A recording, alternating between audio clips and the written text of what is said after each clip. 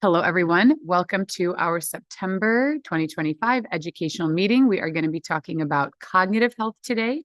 My name is Claire McLean. I am a physical therapist and I run a program called Rogue Physical Therapy and Wellness in Southern California. And we also have an online exercise membership called Rogue in Motion. And we are here where we've been covering all different topics throughout the year, different topics relevant to Parkinson's and health.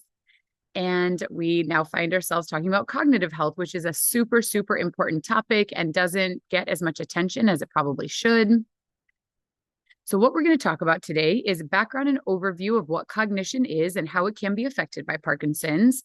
We're going to talk about which healthcare professionals can be helpful that you may want to discuss cognition with, what treatments are helpful, and especially for the most part, we're going to focus on things that you can do that can be helpful. Definitely, you want to work with your healthcare professionals like your neurologist to optimize things like prescription medications and any other treatments that would be helpful. But we really want to focus on things that you can do because lifestyle factors really have a huge influence on every aspect of our health, including cognitive health. And then we should have time for question and discussion at the end. So what is cognition? So the truth is cognition is basically everything. Every experience we have in the world, every action we take involves cognition. So what we feel, our sensation is our brain processing that information that is coming in through the nerves in our body. Perception, what we see and how we process that information, our motor skills, talking, handwriting, getting dressed. Attention and concentration. Can we attend to what we're trying to do? Can we listen to a conversation? If we're in a group of people, can we focus in on the person who's talking and not be distracted by background noise or what the person's saying at a table behind us? Maybe they're even closer to us than the person we're at a table with who's across the table, but can your brain attend to the right noise in your environment? And so much more. So, cognition is basically everything that we do and experience. Our cognition is part of it. Things like memory. I think memory is one of the most common things that we notice. Like, can I remember what I walked in this room for? Can I remember the names of friends and family or someone I just met? Can I remember things from a long time ago? Do I feel like I can make new memories? There are so many different types of memory: working memory, episodic or declarative memory, procedural memory, prospective memory, time and event-based. So memory is more than just, do I remember this one thing? It's very, very complex. Executive functioning, high-level cognitive skills, reasoning, problem solving, decision making, safety awareness, being able to manage multiple things at the same time, dual tasking, being able to switch back and forth. You're on the phone and you're doing something and being able to go back and forth between those two things. Processing speed, how quickly can you process that information and respond or make a decision? Language and verbal skills, saying what you intend to say, remembering the words for things, maybe words that you don't use all the time, reading and comprehension. Can we think about maybe simplifying these categories and making them relevant for real life? I'm going to talk about it in more detail later, but there's a website called brainhq.com that is research-based brain training. So they've taken all these different aspects of cognition and kind of organized it into specific meaningful categories: attention, brain speed, memory, people skills, intelligence, and navigation. And they have developed games, multiple different games, to work on each of these areas. And so it can really, it's a use it or lose it type of situation when it comes to our brain and our abilities. It's a use it and improve it. So if you have noticed a change in your processing speed or memory or attention, these are things that can be improved on. And it's just important to do the right kinds of things. So you may like doing crossword puzzles. Crossword puzzles are good, and they're maybe good, especially for language, but you're not necessarily working on brain speed. You're not necessarily really focused on attention, because if you're doing crossword puzzle, you could do it and then be distracted and then come back to it and then get distracted again. So any type of puzzle game that you play is working on certain types of skills. We naturally gravitate towards things that we're good at and that we like doing. So we're going to do those more often when the things that are challenging for us is probably what we need to do. And we are less likely to do that because it is harder and it is not as much fun. But the good news is there are games that really can help our brain function better. Definitions for cognitive impairment.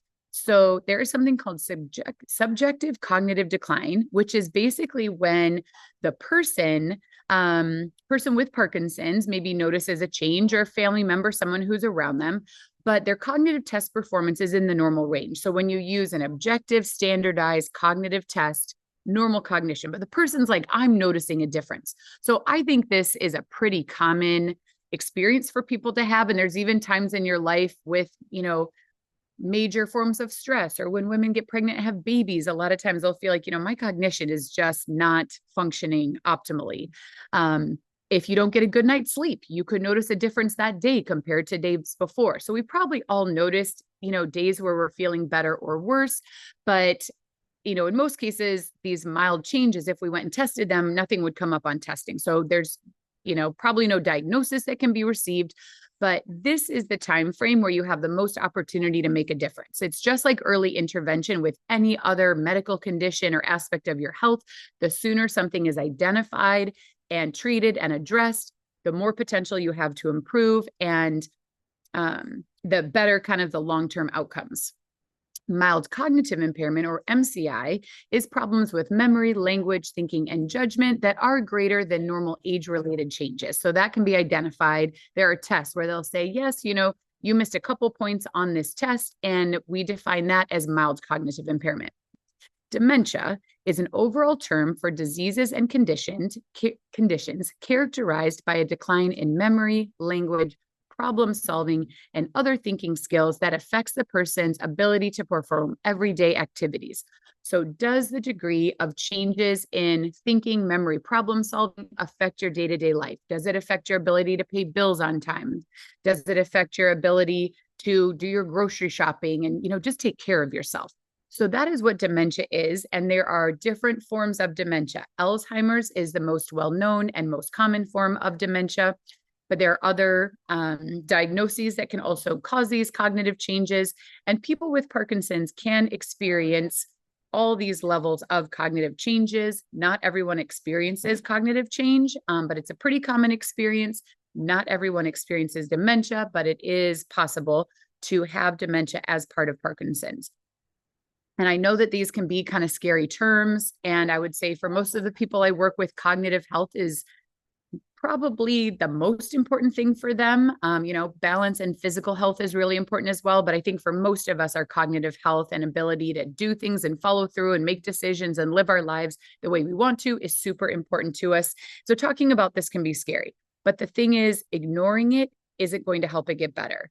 So being aware of it, having some terminology, some knowledge, and some ideas of things that you can do is what is going to help you be healthier and have the potential of making improvements or maintaining your cognition over time.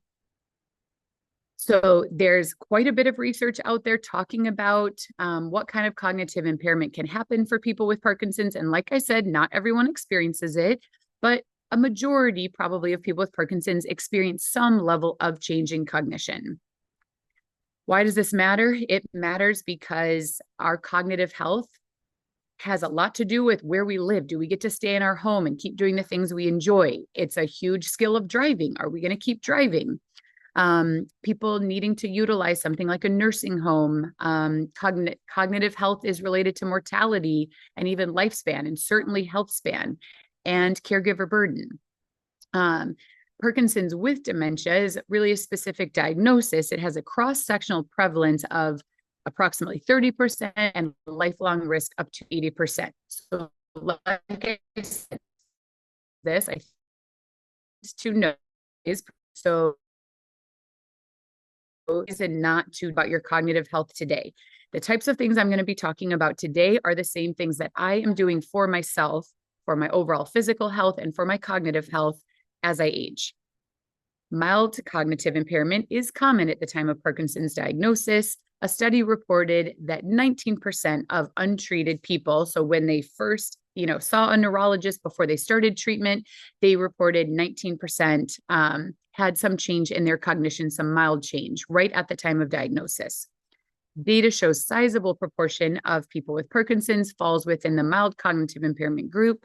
and that dementia may be a very short amount of time for the whole lifespan of someone living with Parkinson's.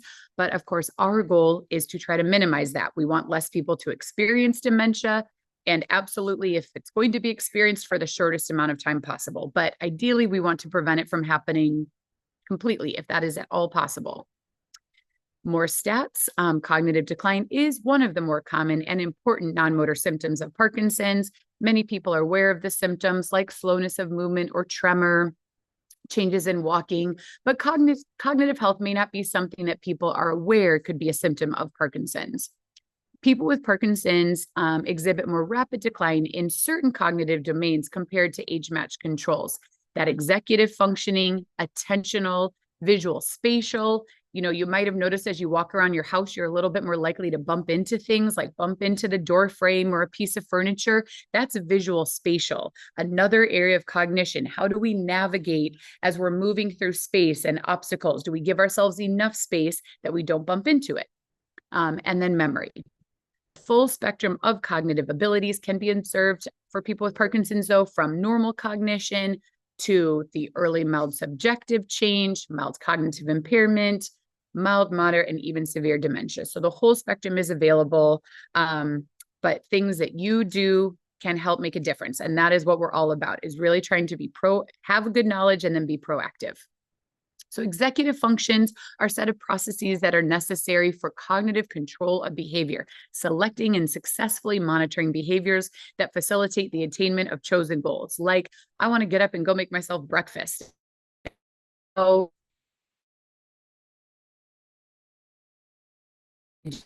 executives include basic cognitive inhibition. Higher order executive functions require the simultaneous use of multiple basic executive functions and include planning and fluid intelligence. So why is this happening in Parkinson's? So the mechanisms of this changing cognition has to do directly with the protein misfolding that can happen, especially with alpha-synuclein, but other proteins as well, neurotransmitter activity, how the synapses communicate with each other, inflammation and diabetes, mitochondrial dysfunction and the signaling between cells, microglial and astroglial changes, genetics, epigenetics, adenosine receptor activation, and cerebral network disruption. So there are many different ways that the physiology and biology of what's happening with Parkinson's can impact cognition. How would you know if you have cognitive impairment? So a self-assessment and really trying to be honest with yourself. Do I notice a change in these areas? Again, I think it's a totally normal response to not want to acknowledge or notice these things and just try to move through life. But if something is changing and you don't do anything to address it, you're less likely to be able to have an impact and make it better. So really thinking for yourself, do I notice any changes? And realistically, what are those changes? Talking to friends and family and asking them, hey, have you noticed any changes at all, in how I respond, in my speed when I, communicate with you, or my ability to follow through on plans that we've made? Asking other people can be really helpful. They may notice things that you don't notice yourself. There are brief screening tests that you can do, and these are things that you would do with a healthcare professional, not on your own. Neuropsychological testing is in-depth testing of cognitive function that you do with a neuropsychologist. This is something that not everyone needs to do, but if it's done, like when people are considering deep brain stimulation surgery, it needs to be done to kind of assess cognition. If someone is working and has decided or needs to stop working sooner than they may have otherwise, neuropsych testing may be a part of that, to assess how cognitive health is influencing someone's ability to do their work.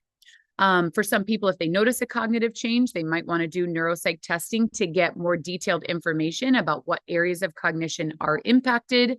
I do think it's something that is helpful to have a baseline. In many cases, it will be covered by Medicare. And if it's something that you do sometime, in the first few years of Parkinson's, then in 5 or 10 years later, if you notice any changes, you could test and get more objective data. A couple examples. I have one of our members that I work with. She was diagnosed when she was 40. She was quite young.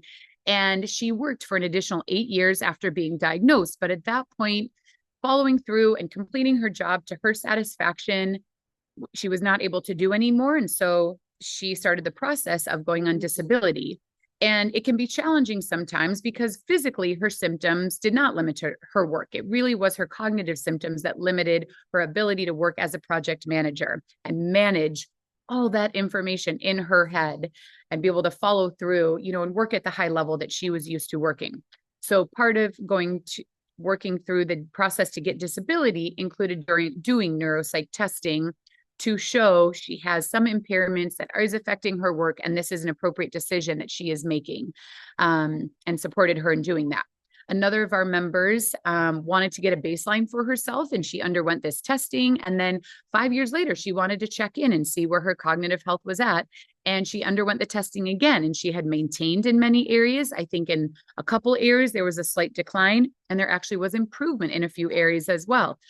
So in a lot of cases, Parkinson's can kind of put a negative bias to life. And I completely acknowledge why that's happening. Parkinson's is very challenging to navigate and to live with, but things are not always as bad as they seem. And sometimes it's really helpful, in addition to having your perspective on how you're doing, to have some objective information about how you're doing and, potentially compared to others or compared to yourself at another time point. So this woman really felt like her cognition was worsening. She was concerned about it. So it really helped her confidence to see, okay, I tested very similar to the last time, which was 5 whole years ago. That's a significant amount of time. And then it also just gave her a chance to think about, when do I feel like my cognition isn't good? And what she realized is that she would often have conversations with her son in the evening after he had work. And that after those conversations, she wouldn't always remember the conversation that they had or the decisions that were made. And when we talked about it, she was like, nighttime is just, not my best time to do that kind of thing. And so now with her son, they figure out when they can have, like, if it's an important conversation, if it's just a hello, how are you doing? That can happen any time of the day. But if there is decision making or something important that is being decided, those phone calls do not happen at night. They happen in the morning or the afternoon when she is feeling better, and therefore can remember more of the conversation and be able to follow through on it. So some of these things, aren't even necessarily related to Parkinson's directly, not be specific to pathological cognitive change, but just, are we best able to make good decisions? I'd say for a lot of us, nighttime is not the best time. I feel upset about or more emotionalized, like I don't need to do this right now. I need to go to sleep. And when I wake up tomorrow, I'm going to feel better. And so I did mention, not everybody has to get this thing and be able to have that to compare to over time. So there are many healthcare professionals that can be helpful resources. Your neurologist absolutely is someone that you should be talking to about your cognitive health. They are one of the main doctors that's going to help you optimize your medications, looking to see, are there any medications that you don't need to be on that could be causing side effects? Or are there any medications you might want to consider that could help your cognition? If you have a movement disorders neurologist, that is great. Geriatrician, your primary care, or another physician who will help you look at the big picture and kind of zoom out from just Parkinson's specifically, because cognitive changes are common as we age. And there are other reasons that there could be cognitive changes, not just Parkinson's. And so if you are noticing a change, your neurologist, absolutely you want to talk to, but it's great if you can have another doctor who maybe looks at all of the medications that you're taking, not just the ones for Parkinson's, and are all of those optimized? What could be minimized? Can they refer you to other resources like a nutritionist or dietitian? A neuropsychologist is the one who would actually do the comprehensive cognitive testing. The rehabilitation disciplines, speech therapy, occupational therapy, and physical therapy all can be helpful in different ways, specifically for cognition. A psychologist or counselor can be helpful as somebody to talk to and work through challenges and problem solve things for your life. A dietitian or nutritionist to help you implement some dietary changes. And there certainly could be others, but Even starting with picking one individual from this list and starting to talk to them about cognitive health is a great place to start. So what treatments are helpful? This is not a fully exhaustive list by any means, but medication optimization is very important. Making adjustments, decreasing when possible, or eliminating medications if they are not necessary or if they could have side effects that negatively affect your cognition, or trying new medications that could be helpful. So medication is definitely something that should be looked at on an ongoing basis. Just because you were prescribed a medication at one point in time doesn't mean you need to be on it forever. And that is something that should be looked at a minimum on an annual basis. And, every doctor's visit, just kind of check in. Do I still need to be on all of these medications that I am prescribed? And checking that with your neurologist as well as your primary care. If you have access to work with a geriatrician, even better. They are trained specifically in the changes that can occur as we age. Things like polypharmacy, where people are being prescribed medications from a primary care, a cardiologist, a neurologist, and how do all those medications interact with each other? And just, what can be done overall for brain health. So I highly recommend seeking out a geriatrician if possible, accessing the individual therapy, speech, occupational, or physical therapy, exercise, just general exercise. I'm going to show some research. Pretty much all forms of exercise have been shown to help with cognition in different ways. Dietary changes, proper hydration, research-based brain training, and maintaining your social life. These are all things that are shown in research to be helpful in maintaining and improving our cognition over time. So there's some pretty doable things on here. This isn't something where it's a super expensive treatment or inaccessible. For the most part, these are things that each of you could do. Things that can affect your cognition on a daily basis, your hydration levels. It is summer right now in the US. It is hot in many places. It is easy to not drink enough water. And hydration levels affect how our brain processes information and affects our memory and other aspects of cognition. So let's all take a sip. If you don't have any water, please go grab some so you can be drinking while we're doing this meeting.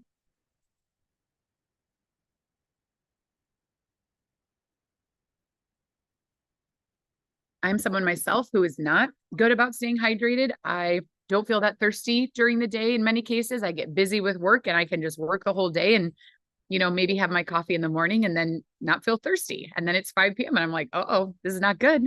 I know it's important to be hydrated.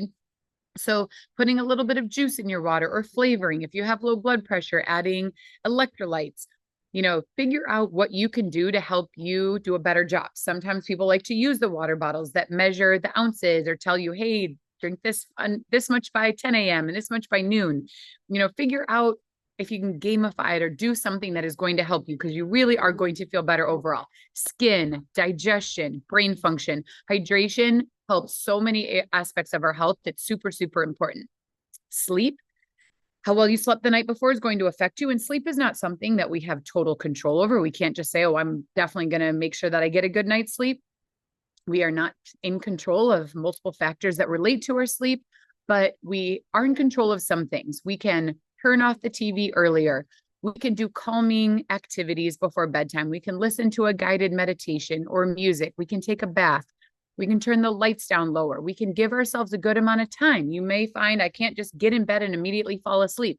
I need to get in bed and be there for about an hour and do things that are relaxing to get to the point where I'm ready to sleep. And medications, in some cases, Parkinson's medications might need to be adjusted in terms of the dosage or timing to help support your sleep, or other medications might need to be instituted. But sleep is the time where our brain gets a chance to clean up and get some of those misfolded proteins out so it can function better. So if you are not sleeping well, it is something that is really worth your time and effort to improve on. And are those habits that you can change? Do you need to work with a professional? But it's really, really worth pursuing. It makes a huge difference in our cognitive health over time. Nutrition, what we eat every single day makes a difference. Eating foods that have antioxidants, fruits and vegetables, is correlated with better brain health as we age. So you got to get in those fruits and veggies. Stress and mood, when we're kind of not something that we could say depressed. That's not, but if you notice that you are feeling these things, you want to access care that will help support you in feeling better. Exercise or lack thereof. So when you exercise, you are likely going to feel better. You may not notice it at first if you're getting started with an exercise program, but over time, hopefully you really feel the benefit on a daily basis. The day that you exercise later, hopefully you feel better, more alert, more clear. The next day, and then you keep up with that consistent exercise, you'll have, continued benefits. And you can think about, are there other things that you have noticed make a difference on a daily basis with how you feel? So medication optimization, do an assessment. What are you on? Ask all of your doctors if any medications you are on can cause cognitive side effects. Read the side effects, to ask them about the interactions of medication, and really look at Parkinson's medications, especially to make sure that you are taking things that are helping you and minimize or eliminate, if at all possible, medications that are not helping.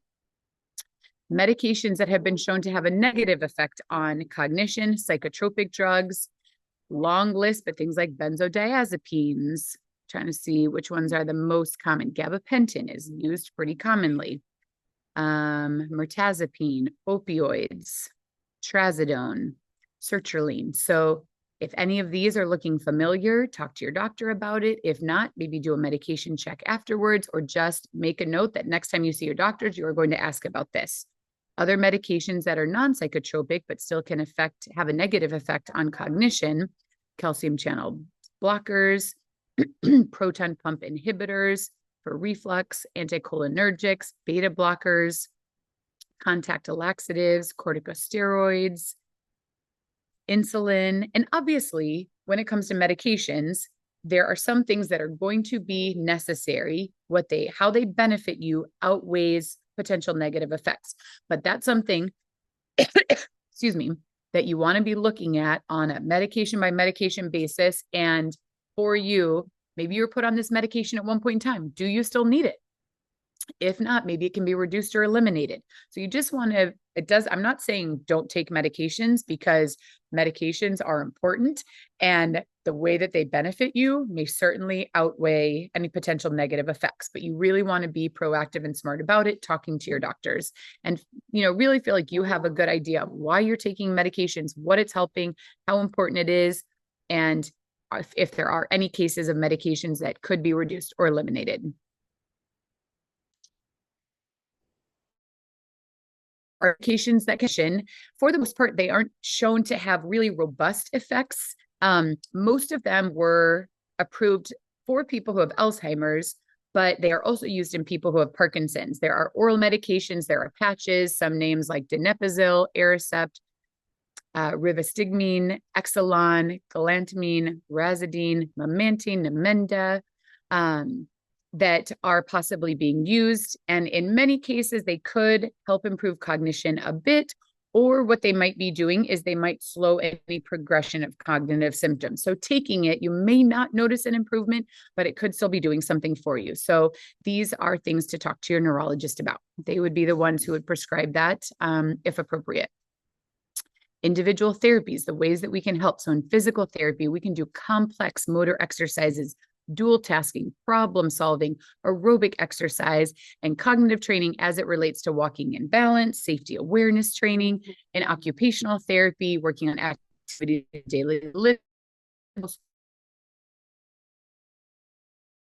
tasks, really implementing all the practice that you do into real life, specific cognitive training as it relates to your daily activities and hobbies.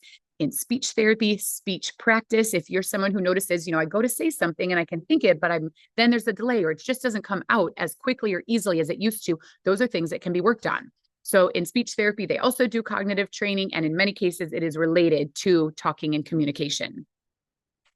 Exercise.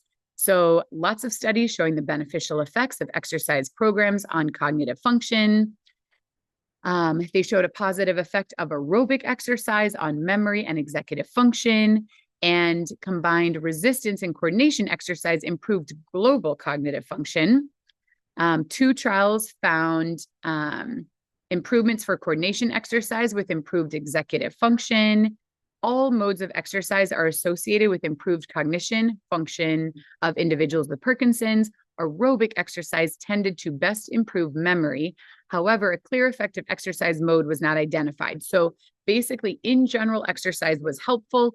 Different types of exercise probably do have different effects on your cognition. You're engaged in a different way with aerobic exercise. Part of the benefits that are happening is from that increased blood flow up to your brain, which is a little bit different with aerobic exercise than perhaps strength training or coordination exercises or balance exercises, where it may be more about figuring out what you're doing and how you're doing it and how to move your body and how to keep your balance and problem solving through it. So the good news is lots of different exercises helpful. It's really good to have a variety when it comes to your exercise program. With growing support for exercise to improve not only motor symptoms, but also cognitive impairments, healthcare providers and policymakers should recommend exercise as part of routine management and neurorehabilitation for Parkinson's. So there's enough research at this point that every single person should be recommended to exercise. And then it's just a matter of finding the right type of exercise and level of challenge, et cetera, for each person. So not everybody needs to be doing the exact same thing, but ideally everybody would have some form of exercise that they were doing on a regular basis. So here's some more studies looking at how exercise that is good for your heart is also good for your brain and cognition, how vigorous exercise can actually have a neuroprotective effect in Parkinson's. Aerobic exercise training increases brain volume in aging humans. Bigger brains are better. Exercise builds brain health, key roles of growth factor, cascades, and inflammation. So there are so many different ways that exercise is helping. Of course, I'm a physical therapist, so I really have a bias towards exercise and that this is super important. So if you are not exercising right now, think about what could I do? How would I get started? If you're not sure, you can work with a physical therapist to get started on that exercise program. You could work with a personal trainer at your gym. You could join our online membership, or if you're here locally in Orange County, you could come and work with us in person here at the gym. But please do think about what you could be doing. And then if you are already exercising, that is fantastic. And think about, am I doing a good variety of exercise? Am I really challenging myself at a high level? Is there anything that you could do a little bit differently to boost up that exercise program and get even more out of it? This is one of my favorite reviews. Dr. Eric Alskog is a movement disorders neurologist at the Mayo Clinic, and he did this review and talks about how long-term exercise and fitness is associated with greater volumes of our cerebral cortex and hippocampus, which is related to memory, and less age-related white matter pathology. And basically that aerobic exercise is tending to lead to fitness is the single strategy with compelling evidence for slowing Parkinson's disease progression. And that is both motor symptoms and cognitive symptoms. So there is just so much research for what we can do. And we want to try to get that heart rate up. So get started where you're at. We've been doing some exercise coaching calls recently, not just exercise classes together, but having a meeting where we talk about what are you doing, how to progress, what are limitations and barriers. And for a lot of people, they hear high intensity exercise and aerobic, and they go out and jump into it with both feet and maybe overdo it in that first session, or they do too much and then they have to take multiple days to recover, and then they kind of do too much again. So if you are trying to do high intensity exercise and you have not been doing it so far, you really want to start with low intensity with whatever you want to do. Don't worry about high intensity. Don't worry about long periods of time. Start with what your body can handle and you feel good during and after, and then slowly over time, like say, give yourself 4 to 6 months, get of the level of high intensity exercise that you're really hoping to do.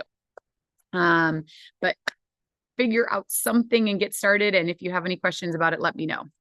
This is also a really great review published back in 2011, 14 years ago, showing the potential targets of aerobic exercise and improved cognitive function was already on the list. This is information that has been known for a long time, and I don't think is necessarily being communicated to people by their neurologists or other doctors or healthcare professionals, that when we're exercising, we are exercising for brain health. Our brains control our movement and also house our cognitive function. And that's what we're exercising for, not just strength, not just mobility, not just flexibility. We're exercising for our brain. So hopefully that research inspired you to get started or take your exercise program up a notch. Now, when it comes to diet and nutrition, there's this website called nutritionfacts.org, and he has quite a few videos talking about cognitive health. So oxidized cholesterol as a cause of Alzheimer's disease, best brain foods, greens and beets put to the test, benefits of blueberries for the brain. So you can go to this website, nutritionfacts.org, and put in cognition, memory, cognitive health, and it's going to pull up all these videos. Each videos are a few minutes long, and they are going to tell you, hey, you might want to reduce some of these foods because it's not the best for cognitive health. Hey, you're going to want to increase and eat more of these foods. It's really beneficial for cognitive health. So it's a really great resource. It is challenging. There is a lot of research on cognition, but it is challenging because to really control what people eat is pretty hard. And it's difficult when it comes to diet and nutrition to do a true randomized, double-blind control study, which is the highest level of research because people know what they're eating. We're not just taking pills where it can be hidden from us. In fact, the more whole foods where you see this is a beet, this is a blueberry, this is spinach, the more that your food looks like its original form, the less processed it is, the better it is for us. So it's difficult to really say like, oh, absolutely, everybody needs to eat this and everybody has to avoid this. We don't really have that kind of data, but we do have some research that helps guide us. So I recommend checking out nutritionfacts.org website. 2 great books related to nutrition and brain health. These ones are not specific to Parkinson's, but I still think, you're not, if you have a diagnosis of Parkinson's, that's not the only thing that's going on with regards to your health. And it's not everything that you read or consume has to be specific to Parkinson's. So Power Foods for the Brain by Neil Barnard, who is a doctor. The Alzheimer's Solution by Dean and Aisha Shirzai. This is specific for people with Alzheimer's, which is a different diagnosis than Parkinson's, but their program is specifically for cognition. So it's not just for Alzheimer's, it is for brain health and relevant read. And there is research showing dietary patterns and how it influences Parkinson's progression, motor and non-motor symptoms as well. So this research study is ongoing. It's now called MVP, Modifiable Variables in Parkinson's. And what they are doing is they are looking at people living with Parkinson's over time, and it's a survey-based study, and people report what they're doing for exercise, other aspects of their life, and what they're eating. And there is research emerging that there are certain things that you want to eat more of and certain things that you want to eat less of. There's also research showing dietary antioxidants are associated with a slower progression of Parkinson's signs in older adults. So that's, again, motor and non-motor. So antioxidants come in plants. You want to be eating your fruits, your veggies, your legumes, your whole grains. These are the foods that you really want to emphasize in your diet so that you are getting lots of antioxidants to help you improve your brain health. This is the results from Dr. Mishley's MVP study at one point. There's updated information. She has a program online called Parkinson School, and she is constantly updating the information and releasing new data analysis of the data that they are collecting as part of this research study. So this is what is basically being shown to be correlated with better outcomes for people living with Parkinson's. Fresh vegetables is number 1. So how many servings of fresh vegetables can you get per day?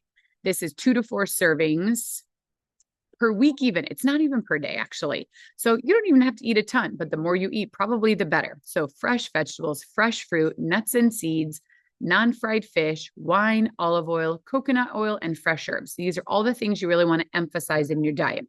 The things that you may want to minimize, possibly even eliminate, are milk, cheese, yogurt, frozen vegetables, pork, chicken, using plastic bottled drinks, soda, pasta, beef, canned vegetables, ice cream, fried foods, diet soda, canned fruit. I know you look at this list and maybe it's a lot of the foods that you eat. Maybe it's a lot of foods that you like. Maybe it's the foods that are the easiest to get to. You don't have to go 100% here and, 100% eliminate all of these. But making some changes over time is helpful, and maybe you can get more and more towards emphasizing things in the green, minimizing things in the red. For the milk, cheese, yogurt, this is specific to dairy products.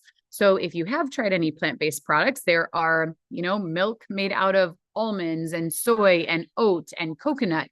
Same thing with cheeses and yogurts and even ice cream.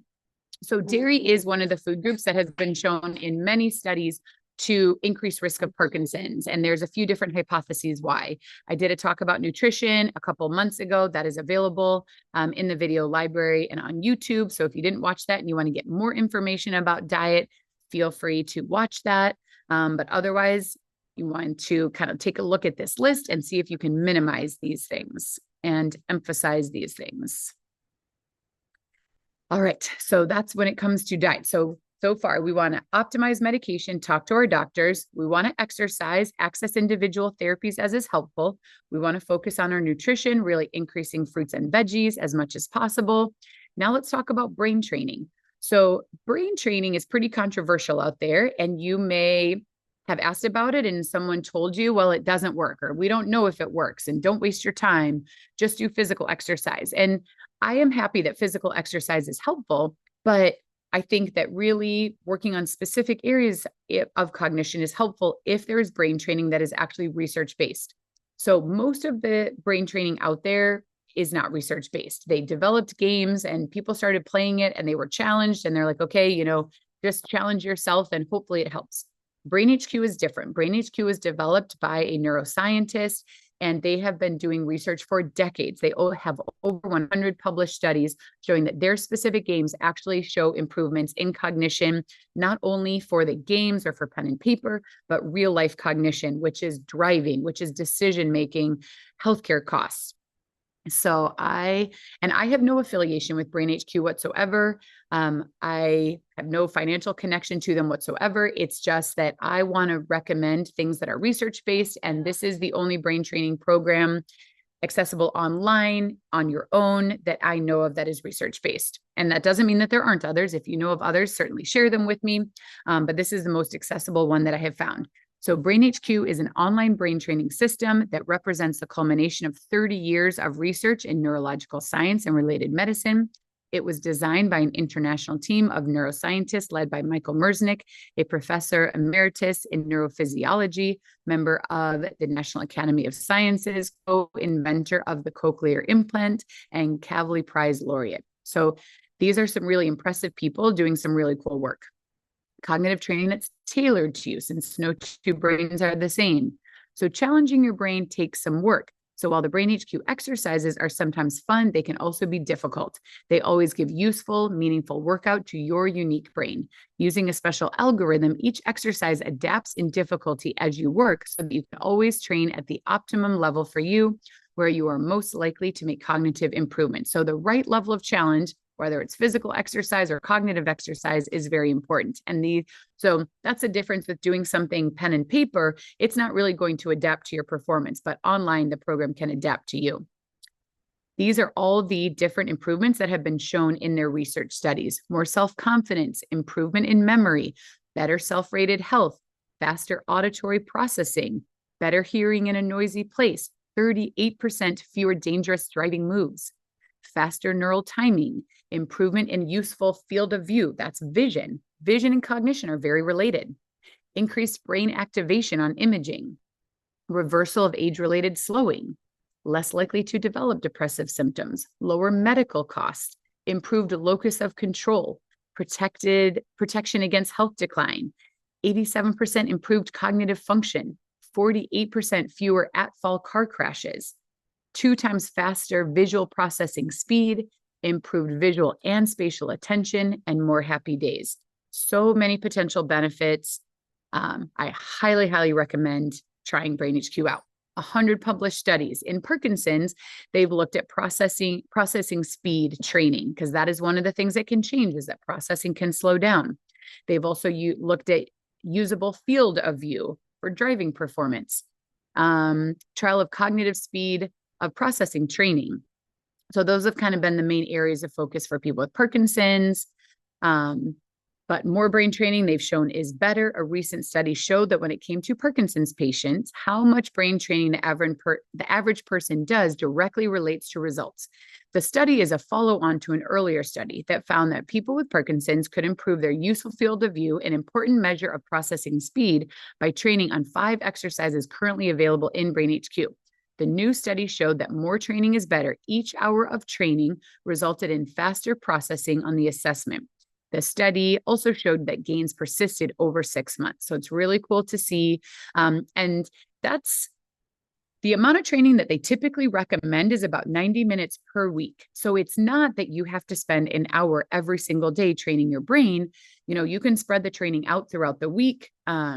But fitting it in is really going to be helpful. And just like there's always, it's a U-shaped curve. Too little isn't going to help you. And there is such a thing as too much for many forms of exercise. You can do too much aerobic exercise. You can do too much strength training. Most people are not doing too much, but we want to find that sweet spot of the right level of challenge, the right amount of training that fits in our life. And so hearing 90 minutes per week, to me, that sounds pretty doable. Let's see here, 20 hours of training over 6 months. So like I said, it is not an hour every day, but 20 hours in 6 months was better than people who did less. They've also looked at people who have mild cognitive impairment, separate from a specific diagnosis. They look at processing speed. They look at memory, attention, vision and hearing, physical brain changes, increased white matter, increased activation in brain areas associated with attention, everyday cognition. So this is where who cares if you get better at playing games online? That doesn't really matter. What we care is, do those improvements in the games translate to everyday life? And so they've looked at that because it's really important. So people perform better on tests of instrumental activities of daily living, handling money and medications. They do it better after training. People feel more capable in their daily activities, like remembering a shopping list, hearing better in crowded places, and real life activities. Mood and control, having more confidence and greater control over their life, less likely to experience an onset or an increase in depressive symptoms. Medical costs. To date, 2 studies have demonstrated that using BrainHQ can reduce average healthcare expenditures. Very cool. And overall health. 2 papers have shown that people who use BrainHQ exercises were protected against declines in health-related quality of life 2 and 5 years later. Pretty amazing. Balance and fall risk. Our balance is very much cognitive related. Our decision-making, where we go, what we do, how we do it, how we train it. And so what they showed is that poor performance on exercises correlates with a high number of collisions and falls, and that doing the BrainHQ exercises for 20 to 30 hours over time, over 6 months, resulted in significantly higher scores on measures of balance and walking. Driving. With brain training, people made less dangerous driving maneuvers. They stopped faster when they were going at a higher speed. They felt more confident, and they cut their at-fault crash risk by 48%. Driving is a big deal. It's very cognitive. There's a lot going on. So hopefully that got you excited about the potential to improve your cognition. You can head over to the website, brainhq.com. You can use this on a computer, on an iPad, even on a phone. I think phones are kind of small, but the games are different depending on what device you're using them on, and how big the screen is. So pick a device that works for you, and get started and try the games out. There is a free version where they basically, as a personal trainer, give you access to certain games each day. And then otherwise it is a subscription, which I believe is about $15 per month. Or you can sign up for a whole year, and then it's $90 annually. So again, I really think that it's pretty accessible and low cost.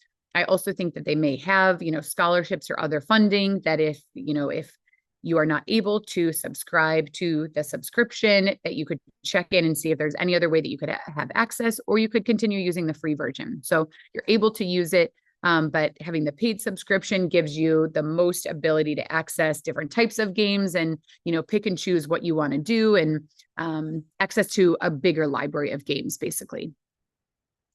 Here are the references for the articles I talked to. So to review, what can you do to maintain or improve your cognition?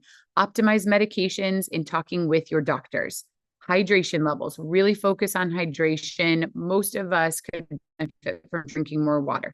Again, with water, there is such a thing as drinking too much, but somewhere between like 60 and 100 ounces per day, especially if we're exercising, is going to be good and would not be too much.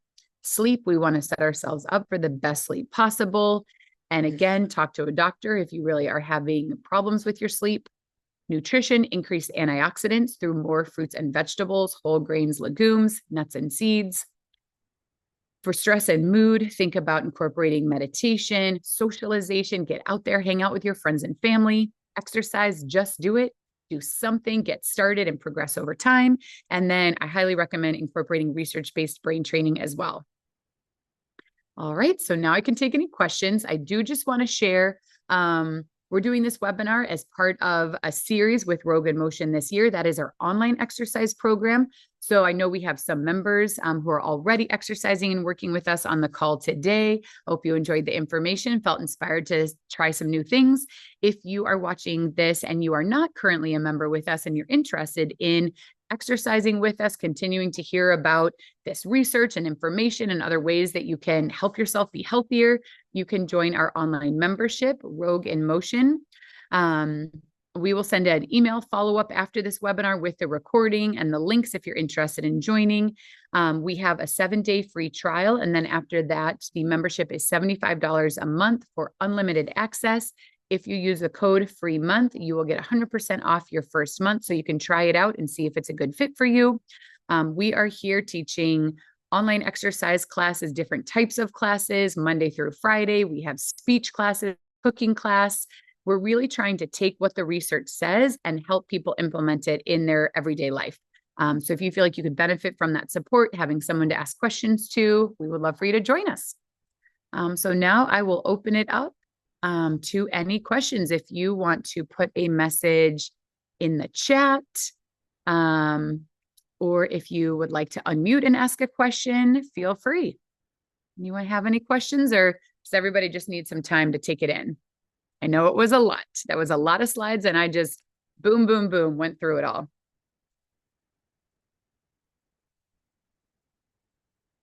No questions? All right. Well, think it through. Hopefully, at a minimum, if you think about one thing to check out or get started with, that would be awesome. If you're in a position where you're ready to get started with more things, that is great. And if you just want to think about it, and if you at any point have a follow-up question, you can always give us a call or send us an email or text us. We are here in the gym Monday through Friday from about 7:30 in the morning and even sometimes earlier for online classes till the afternoon. And so we are here to answer any questions that you have. So what about smell? So change in smell is a common symptom for Parkinson's. How that relates to cognition, I would have to think about for a minute. I mean, it certainly does, because how we interact with our environment and exposure to stimulus is something that stimulates our brain. So all the different senses, feeling, seeing, and smelling are things that stimulate our brain. So I know there is kind of a connection to those. I remember hearing about it, but I can't remember off the top of my head exactly what the correlation was. When it comes to improving sense of smell, there is research showing for some people aerobic exercise has helped them actually improve their sense of smell.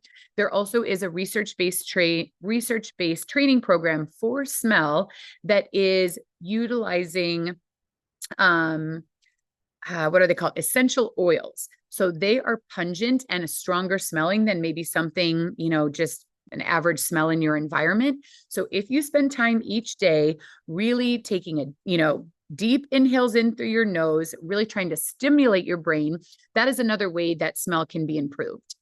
So there certainly are things that you can work on specifically to try to improve your smell. We've had some people too who just say, like, my smell wasn't good and it's gotten better over time. Sometimes we don't really know how exactly that happened. But all these things for brain health, exercise, sleeping well, anything that helps your brain function better has the potential to help those senses function better.